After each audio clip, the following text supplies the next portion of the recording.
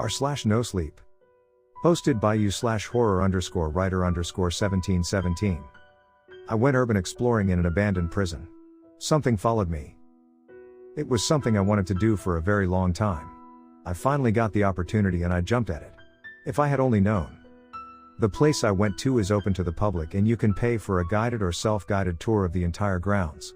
And believe me, the place is huge. I made my reservation, packed my supplies, and headed off. When I got there, I was greeted by a very nice tour guide. I told him I was a horror author and a former corrections officer, so my interest was in the old part of the prison but also the new. He was very helpful in pointing out where I would want to go for each of my interests. I marked spots on my map for what kind of pictures I would be able to take, then planned out my route. He made me sign in on a clipboard with an empty space for signing out. "Do you ever lose anybody?" I said jokingly. He laughed, but it seemed more nervous than genuine. "Oh, you might be surprised," he said. I thanked him and turned to leave, but he gave me one more warning.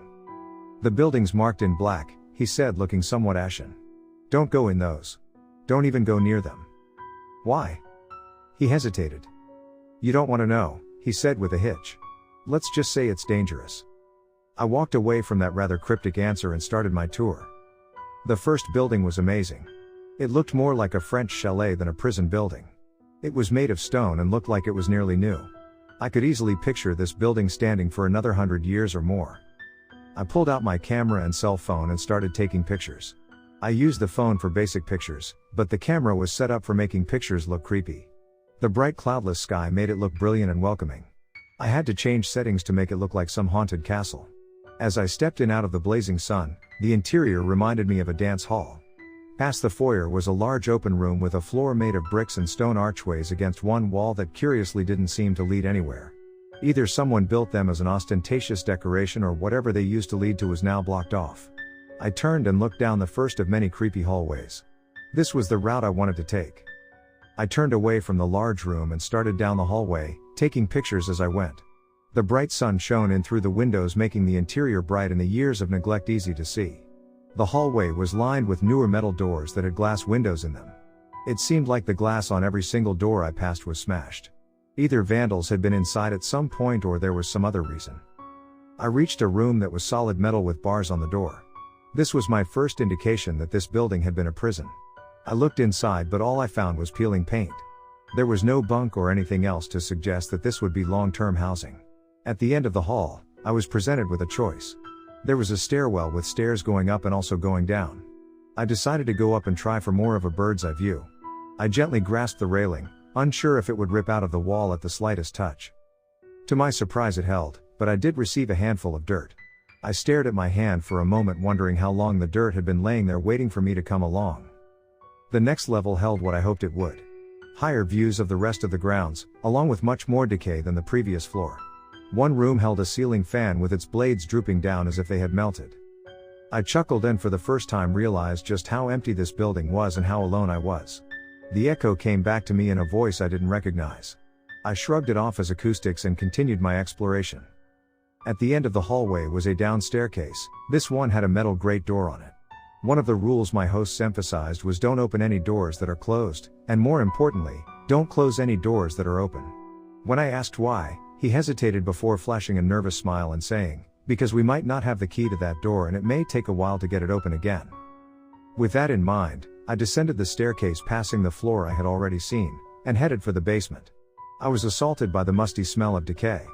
Even though the air was cool, which felt good on a day where temperatures were rapidly heading into the 90s, it still held a sense of foreboding.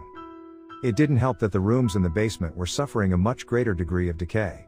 There were no ceilings that hadn't already fallen. The few patches of paint that desperately clung to the walls were losing the battle with gravity.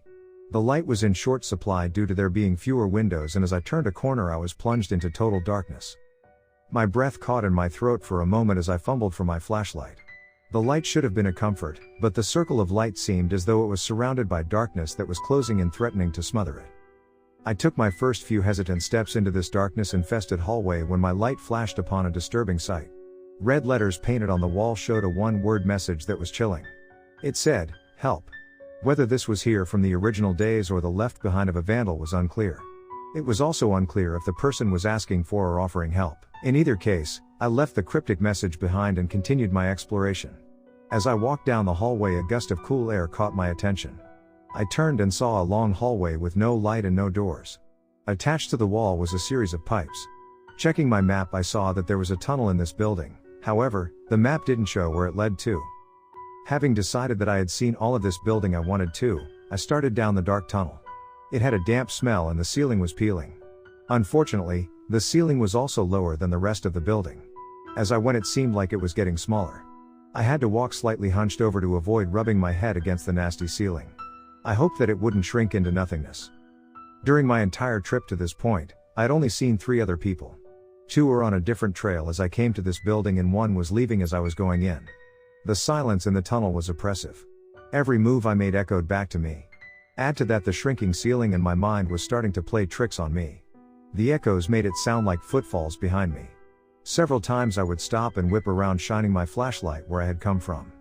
But there was never anything there. Despite my hesitation, my curiosity spurred me onward. I'm sure if I had timed how long I was in the tunnel, it would have been only 15 minutes of walking. But alone, in the dark, with only a small beam of light to guide me, it seemed much longer. I came across side rooms and alternate tunnels but decided to keep going in the direction I was headed. Eventually I was rewarded with a thin sliver of light ahead of me. My mind sighed heavily at the thought of literally the light at the end of the tunnel. Just then I heard a sound behind me. This time it was unmistakable. I knew it wasn't the echo of my footsteps because I was standing still. It sounded like someone had dropped a rock. I shone my light back into the tunnel and couldn't see anything, including the rock. The hairs on the back of my neck stood on end as I turned and started toward the light with a little more zip in my step. It didn't take long for the end of the tunnel to appear. I ended up in a laundry room of all places. The industrial washers and dryers all had the glass broken out of them. The room was brightly lit and on the far side was an awesome sight. Outside. I stepped into the hot bright air and breathed a sigh of relief. It was short-lived as I began to sweat and stopped to take a long drink from one of my water bottles. As I drank, I surveyed the area and nothing about it seemed familiar. I put my water bottle away and took out the map. I studied the shapes of the buildings around me and found I had walked nearly the entire length of the property. I had started out at the southernmost border and was now almost to the northernmost. I shook my head in astonishment and then decided which of the buildings to enter next. The mess hall was to my left and I wanted pictures for my current ghostwriting assignment, so left I went. Expectations clashed with reality when I entered the building and instead of seeing rows of tables, there was only empty space. I made my way to the kitchen and was astounded that the smell of grease still hung in the air like the ghost of myriad meals past. I traveled down a hallway, hearing voices but feeling confident they were from other explorers. Finally, I wound up in the RHU section. I was most excited to get some pictures of the cells and especially the recreation area for the book I was writing. The RHU rec was like nothing I'd dealt with before. It was a chain-link fence on the bottom, and plexiglass on the top so they couldn't climb up to the ceiling. Not that it would have done any good anyway. The top was covered with razor wire. The entire enclosure only measured 5 feet by 15 feet at most. I tried to imagine having this as my only outside time, when suddenly I heard a door slam shut inside. I paused and waited for the other explorers to appear, but no one did. I tentatively left the RHU rec and went into RHU itself. All the doors to the cells were open except for one. I racked my brain to remember if that door had been closed when I walked through, but I couldn't remember. I began to recall the stories I had read on the prison's website about how they had housed 2 famous serial killers, each of whom had died in the prison. I tried to remember if either had passed away in RHU, but decided I didn't really want to know. I took a few pictures of the RHU cells and moved on, perhaps a bit more quickly than I intended. The next building I entered looked like it was just hallways full of rooms for lower security inmates.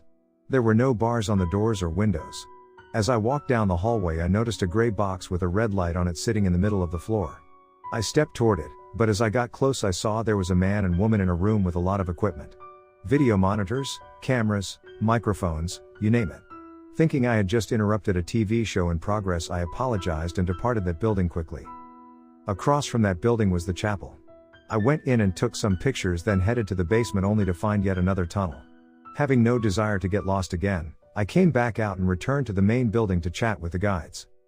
They laughed with me about getting lost but were curious about the man and woman with the equipment. They told me there were no camera crews scheduled for that day. In fact, they told me they didn't remember a man and woman carrying in a bunch of equipment. I eyed them dubiously, wondering if this was a joke. a misunderstanding, or something else.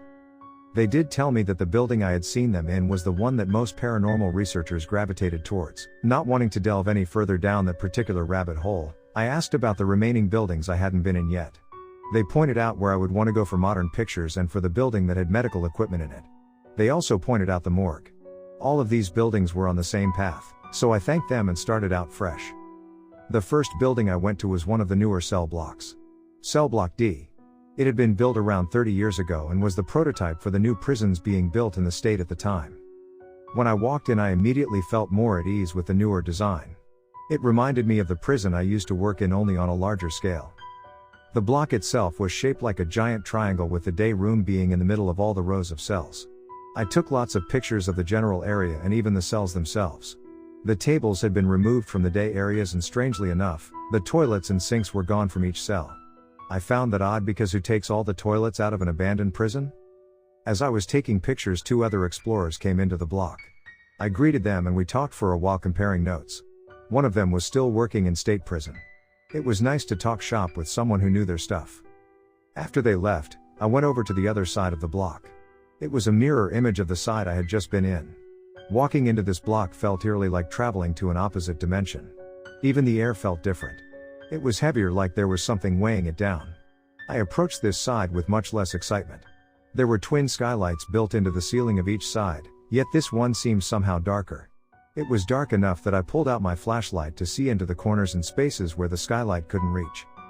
I pushed the creepy feeling that had been growing to the back of my mind and kept on with my mission. I was here to take pictures, damn it. I found a cell that was a little less dirty than the others and took some pictures. I wanted to get some from a different perspective, so I went inside a cell and took pictures facing out into the block. I turned and looked out the window, noticing how much darker the sky looked since I had entered the building. As I did, I heard the slightest of creaks. I turned to find something impossible. The door of the cell I was standing in was slowly going shut. My mind was in shock. I must have been dreaming. I knew there was no one else there.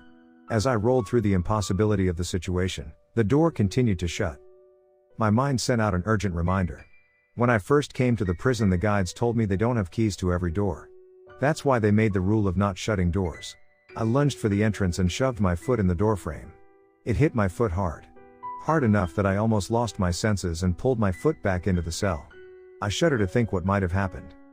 I shoved back against the cell door and it flew open, slamming back against the wall. I flung myself out of the cell and into the day room. I spun around looking for the joker who had pranked me. The day room was empty. I ran to the first 3 cells to the right and the 3 to the left, looking for someone hiding nearby who had played this trick on me. No one was there. My spine turned to ice. I had a sudden use for the missing toilets. But more than that, I had a sudden need to get the hell out of that building. I ran to the main entrance but found the door was shut. I pulled and pulled but it refused to give. I looked around for anything to pry it open with but found nothing of use. I tried looking over to the other side of the block, but that door was also now shut. Helplessness blanketed me, threatening to suffocate me. The only thought I had left was a memory from earlier in the day. I had seen this building when I came out of the tunnel. Aside from the main door, there was a side door that was open. I ran back into the block feeling like someone was chasing me. I didn't stop when I came to the door even though it was closed. I hit it solid with my shoulder and nearly sang with jubilation as the door gave way and opened. The thing I didn't count on was the steps. There were 5 concrete steps leading from the block down to the path below. I cleared them all and landed headfirst in knee-deep grass next to a tree. I didn't care though, because I was free of the building that seemed determined to trap me. As I lay there rejoicing in my newfound freedom, I looked up at the sky. When I entered the building it was sunny and near 90 degrees. Now clouds ruled the sky with no sun to be found. The world seemed to be in a premature twilight. I knew I couldn't have been inside for more than 20 or 30 minutes. I scrolled back through the pictures on my phone and looked at the timestamp from when I took the first picture until now. Sure enough, it was 28 minutes. How could the sky have gone so dark so quickly? I shoved the thought to the back of my mind and focused on getting as far away from this building as possible. I started running through the tall grass, heading for the asphalt road that ran through the middle of the compound, straight back to the main building. After getting turned around, I finally made it back to the road. I turned back toward the building that looked almost as innocent as when I first stepped inside it. The difference was the lighting. This darker sky made everything seem somehow more sinister. Of course, that may have just been the fact that I was nearly trapped in the building that made it seem that way. Being safely outside made my mood immensely better. I wrestled with myself whether to go to the next building or just call it a day. I had plenty of the pictures I had come for. Giving up wouldn't have meant failure. As I held my mental tug of war, I noticed a man looking out of a window in one of the nearby buildings. I hadn't seen him before, but as big as the place was, that didn't surprise me. I smiled and waved at him. He didn't smile back. He didn't wave back. He just kept staring. That made my mind up for me. I headed for the last building on my list just to walk in the opposite direction of my new friend. This last building was the one I was most anticipating. It was the building that held the old morgue. The creepy factor was dialed up to 11 for this building. I went in and looked around on the first floor. There were several examining room tables and some patient chairs that looked awesome. Getting pictures of them made my trip complete. The bonus was going to be getting shots of the morgue. I went downstairs and followed the hallway to the end where the morgue was supposed to be. But instead of an empty room, there were lots of people. Probably over a dozen standing around trying to see what was happening. I craned my neck as well. Someone up front was talking. I could hear them, but they were muffled and I couldn't really make out what they were saying. The curious crowd formed a solid barrier that prevented me from seeing what was happening at the front. I found an old chair in one of the other rooms and pulled it and then climbed up on it to see what was going on. When I saw it, I nearly vomited. "Oh my God," I said, seeing the person in the front was dressed entirely in a white gown that had been soiled with red. He was doing an actual autopsy. The person laying on the table was wearing a green top and white shorts. It was obviously a woman from the exposed breasts. Her ribcage was open and the man in the white gown had a heart in his hand. When I spoke, everyone, including the man in the gown, stopped and turned to stare at me. It wasn't the stare you get when you talk too loud in church or a library. This was something much deeper, more malevolent. I tried to jump down off the chair, but my mind and my body didn't seem to be on speaking terms. My mind was still trying to comprehend what was happening while my body was screaming for control to get us the hell out of there. When the group collectively turned and reached for me, my mind regained itself and I took off in a flash. I ran down the hall, not even looking back to see if anyone was in pursuit. I took the stairs 2 at a time, nearly tripping as I bolted out the door. Once out in the open air, I felt some of the panic bleed away, but I didn't stop. I wanted out. I had enough pictures. And even if I didn't, I knew it was time to go. I ran down the trail only to skid to a stop.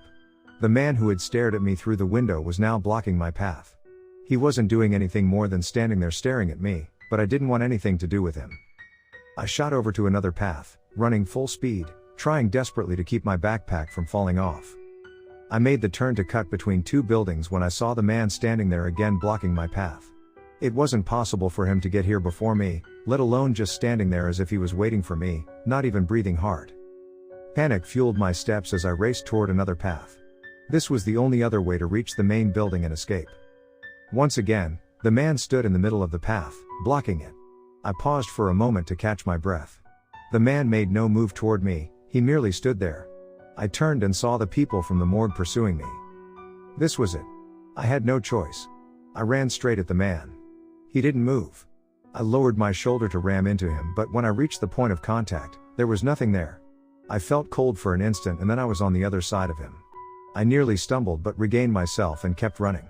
I could see the main building and nothing else mattered. Out of the corner of my eye, I saw some of the morgue people running down other paths trying to get ahead of me. I kept running as fast as self-preservation would carry me.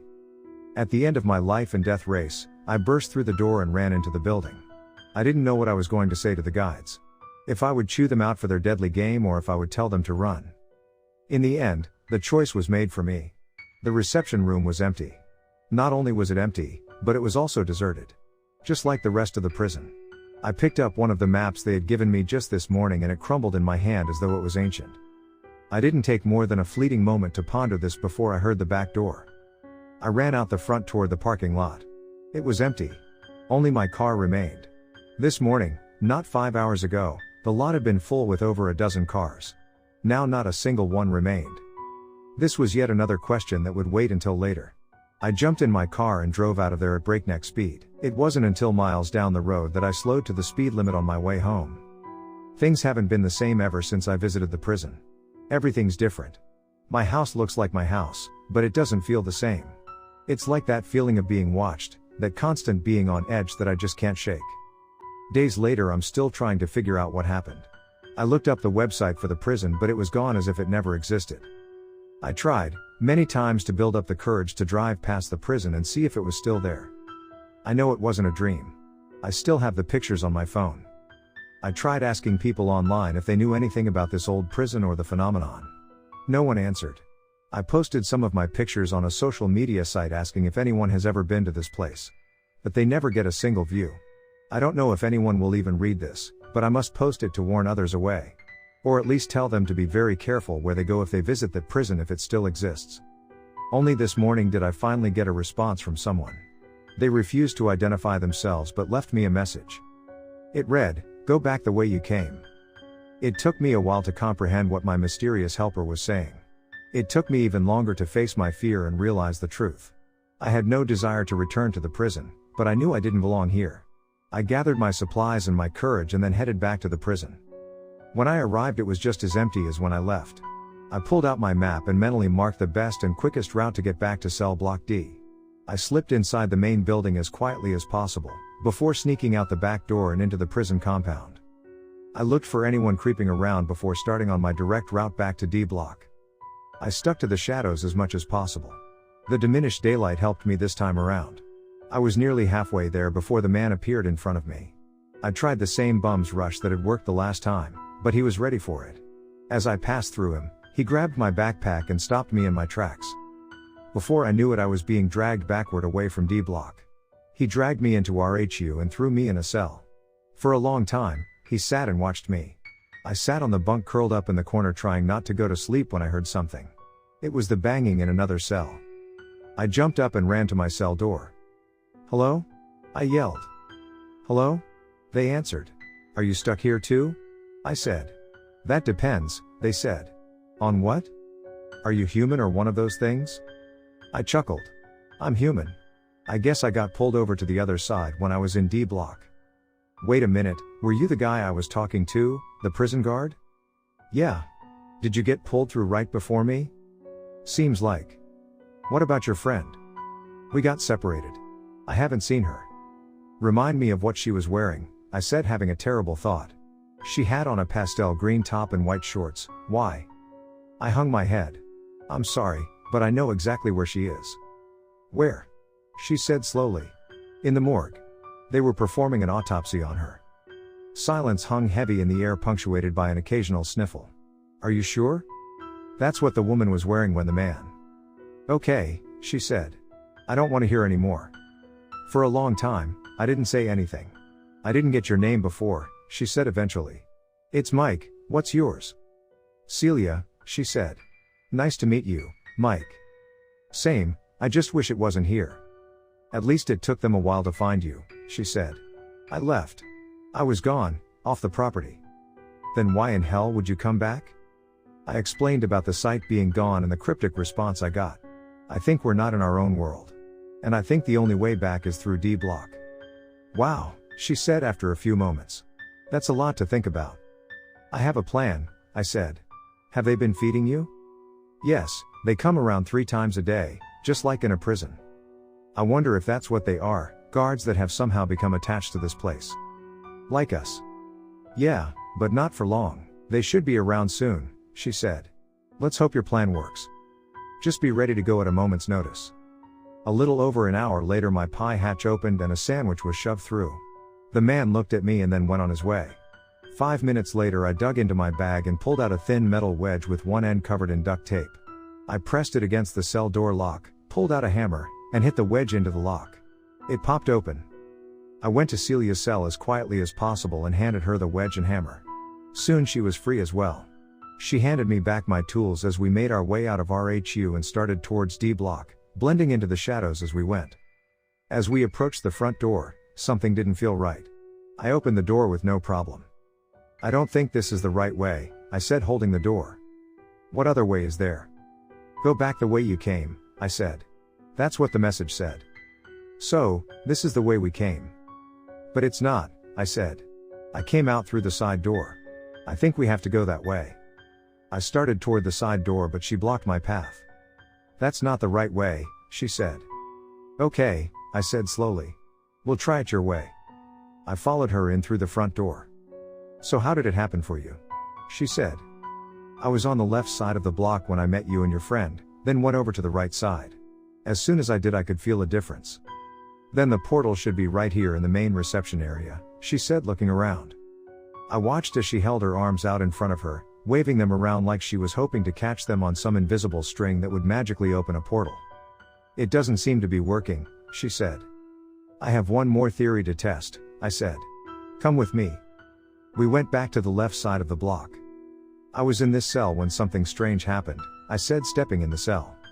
She followed me in as I felt along the walls toward the door. I jumped back out of the cell and slammed the door, leaving her inside. "What are you doing?" she said. "It's a surprise," I said. "Just hold on here, I'll be right back." I went back through the front door and around to the side door I had escaped from. One tug on the door and it opened easily. I stepped inside and was greeted by the same oppressive feeling as before. The air seemed heavy with anticipation. I wasted no time running across the block, heading for the door. Just before I got there, Celia stepped in front of it. I slid to a stop on the dirty concrete. "How did you get here?" I said. Her eyes flashed betrayal. "No, thanks to you, that's for sure." I stepped past her and pulled on the door. It was locked. "How did you get here?" I said. "It must have locked after I came through," she said. "Help me open it," I said, pulling on the door. She came to my side and pulled as well. After a minute we both stopped, breathing hard. "Is there another way out?" I said. "I don't know." "What about the side door?" "What about it?" "It was open. Go check to see if it locked after I came through." She ran to the other end of the cell block while I reached into my backpack and pulled out a hammer and metal wedge. I stuck the wedge against the door bolt and hit it with the hammer. The first try didn't work, so I tried it again and again, desperation growing with each try. I knew I needed to get through before. "What are you doing?" Celia said in my ear. I turned slowly to find her right beside me. "I was trying the same trick that got us out of RHU." "I don't think that'll work this time," she said. "Why not?" "This door is different," she said with the slightest of grins. "I know it is," I said. "Just like I know you're not who you pretend to be." "What do you mean?" "I mean it was you all along," I said. "You closed the door after I stepped into the other side of the block. You tried to trap me in the cell. You already had a victim lined up in that poor woman you dragged to the morgue. I was a bonus who stumbled into your web. I was supposed to panic and waste time trying to open the door until you could come back and get me. But you didn't count on me escaping." The grin on her face stretched impossibly wide. It went literally from ear to ear. Her eyes disappeared, leaving only empty holes black as the abyss. "You're right," she said, her voice suddenly sounding like a dozen voices together in some unholy chorus. "I didn't expect you to escape. But instead of fleeing the trap, you went deeper in. But now I'm back. And you still need me here." She laughed. The cacophony of voices sounded harsh and menacing. "You're not going anywhere, except the morgue," she said, taking the hammer from my hand. "But there's one thing you didn't count on." "What's that?" "I already have the door open." I pulled and the door came open with a rush of wind. She swung the hammer at my head and I ducked it as I dove through the door and pulled it closed. She slammed against the door, screaming so loud I had to hold my ears.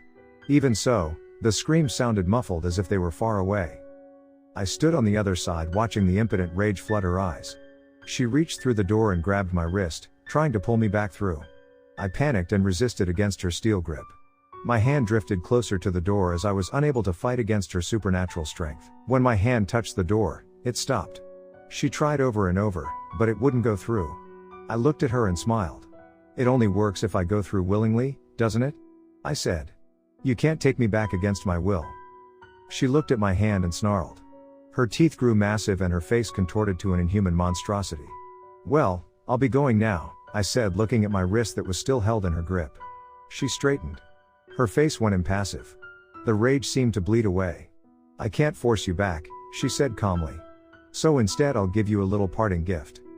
She squeezed my wrist impossibly hard. I felt bones give at the same time I heard them crack. I screamed in agony, then suddenly I was free. I looked down at my limp hand with finger marks around my crushed wrist. I looked back up at the door and she was glaring at me with a triumphant smile. I backed up out of reach, then took my good hand and raised my middle finger on the useless one. She chuckled and backed away from the door. I stepped out into the bright sunshine and walked as far away from the building as I could before collapsing in pain. I pulled the first aid kit out of my backpack and wrapped my wrist in a makeshift splint. I walked to the main building, jumping at every shadow, my head darting around like it was on a swivel. When I stepped inside and met the guide from the previous week, his eyes grew wide. I collapsed on the bench, trying to favor my injured wrist. You're back, the guide said. I took a little detour. Unlike the day I first started exploring, there were no other people around. What happened to all your customers? I said, taking a long drink from my water bottle. We only do the tours on the weekend. What day is it? Wednesday. Wednesday, I repeated back, trying to grasp the reality of being somewhere else for 5 days. What happened? The guide said. I chuckled. That's a very long conversation. No, I meant what happened, he said, pointing to my wrist. I raised it gently, looked at it, and said, a souvenir. I finished my water and gathered the strength to stand. I'd like to go home now. Of course, he said. Just sign out, please. He pulled out a clipboard full of papers with names and signatures. As he went back through the pages, I noticed there were other blank spots on the other side of the sheets. How many have you lost? I said, causing him to pause. I'm not at liberty to say. He found my sheet and I signed out in the space provided. On the page, several names above mine was a woman's name with a blank space beside her signature. I could only assume it was the woman Celia had taken. I turned and started for the door. You're the only one to make it back, I heard. I turned and looked at him, but he acted like he hadn't said anything. I stepped out into the bright sunshine and shielded my eyes as I looked for my car. It was right where I had left it.